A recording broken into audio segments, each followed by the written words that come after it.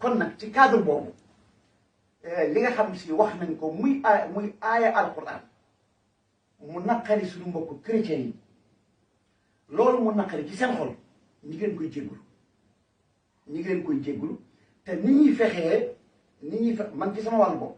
ni ñuy fexee ba loolu dootu amati du ma bàyyi kàddu yi mais nag dinaa ko wax fa ma ko war a faxe fa ma ko war a wax ndax wax nañ ni léegi la ko imaam wax way wuy jengal gaal kenn du ko woye ci tefes comme télévision yi maanaam ñëpp ci nekk muy télévision buy jàll ci Sénégal nga fekk nga defa jàng aaya alquran xam ne boo ko jàngee mu am communauté boo xam ne danañ ci naqari te ñoom ñi ngi ci réew mi loolu wax dëgg moytu ko te incha allah fës naa yéene moytu yooyu kàddu di ko waxati ci ay télévision dinaa ko wax nag samay jàng dinaa ko ak samay am di jàmm waaw kon loolu nga xam ni wax naa ko ma di ko baamuwaat muy aw dëgg woo xam ni alquran la mu naqari suñu mbokk chrétien yi ñun ñëpp maa ngi leen di jéggulu ci loolu naqaru xol woowu ñu am te mu jóge ci kàddu goo xam ne si man maa ko wax di fas yéene tamit lu mel nii dinaa fexe ba dootu amati dinaa am weneen yoon mooy jaar boo xam ne dinaa wax li alquran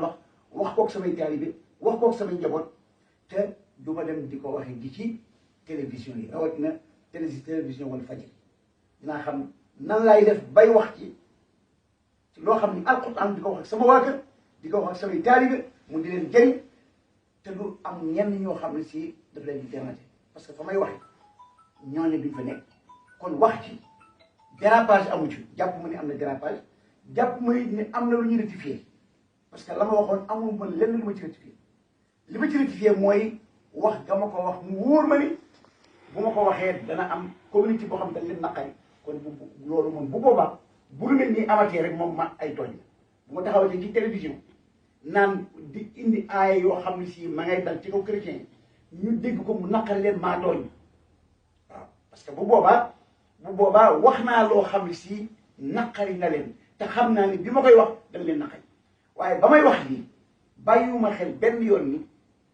damay jam xolu benn kenn ku lu ji wallahi bàyyiwuma xel dama ciy jug pour attaquer ñu dul ji parce que dem attaquer leen ci télévision bi du tax ñu dellu gannaaw ci li nekk parce que ud'u ila sabili rabbika bil hikmati wal maw'idati al hasana yàlla dafa ni même bu fekkente ni da ngay woo nit ki ci diine l'islam bu ko xasal diineem te waxoon na yeneen